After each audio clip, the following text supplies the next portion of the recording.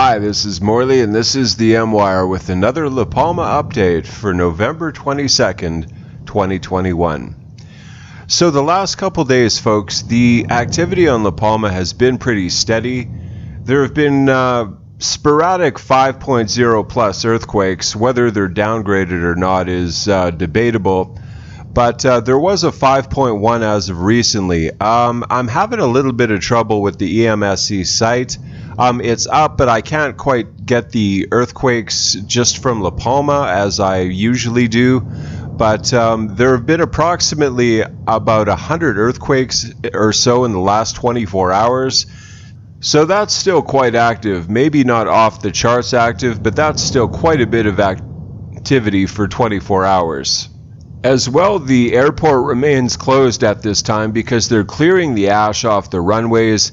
The ash is quite bad on La Palma. Obviously, if there's ash, that means the air quality isn't the best either.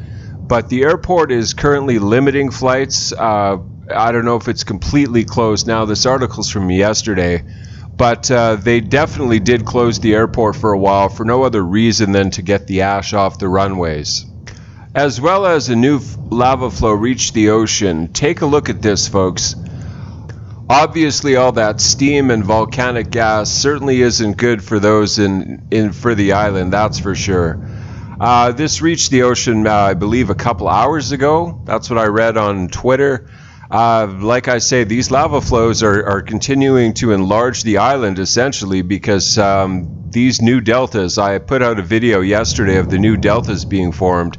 La Palma is getting bigger by the day, folks, because of these new deltas. That's an interesting phenomenon as the result of an erupting volcano. Let's see what Volcano Discovery had to say about this. Lava flow activity has decreased a bit compared to yesterday and especially the day before yesterday. Observers reported seeing less lava on the upper and central part of the flow field. At the vents, a series of loud explosions occurred early in the morning around 4 a.m. local time. Casa Martin's very lively and interesting journal about the eruption describes how these explosions were followed by a surge of lava from the westernmost summit vent, located above the vent that usually was the main source of visible lava effusions, liquid spattering, and the source of the most recent surface lava flows starting at the cone. This time, the lava exited from a higher point, then traveled downslope towards the other vent. From there is the usual channel that forms a ravine channel, bringing the western slope of the cone and is likely one of the start areas of the complex lava tube system. It can be speculated that a blockage was in place at the vents that triggered explosions when the conduit leading up to the upper vent was freed. Magma rose to this vent instead of the still blocked lower one. Explosive activity was intermittent as in the past days, but during stronger phases, ash plumes were generated that still rose 10,300 meters in altitude. The fluctuating activity seems to correlate with ups and downs in the volcanic tremor amplitude, which has remained at low values on average and on a decreased trend today. Further downslope, lava was also less. The most active surface flow is the one between La Laguna and Todoque, wedged between the earlier flows labeled number 4 and number 7.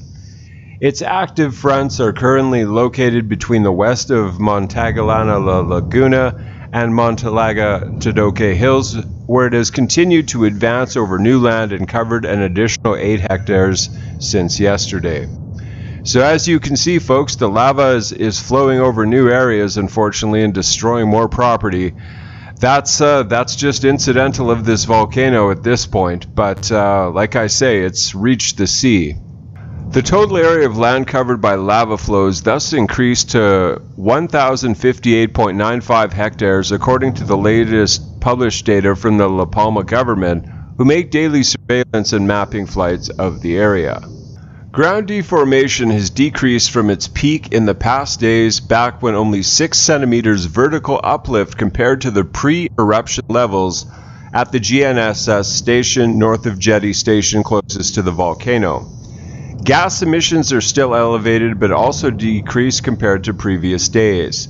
SO2 was estimated to be around 7,000 to 18,000 tons per day, while total diffuse CO2 emissions are around 22 to 2,600 tons daily. Earthquakes remained about the same as in the past days, with a trend of decrease as well in the past 24 hours. There were 3 quakes of magnitudes 4 to 4.3, 10 quakes between 3 and 4, and 49 quakes between 2 and 3.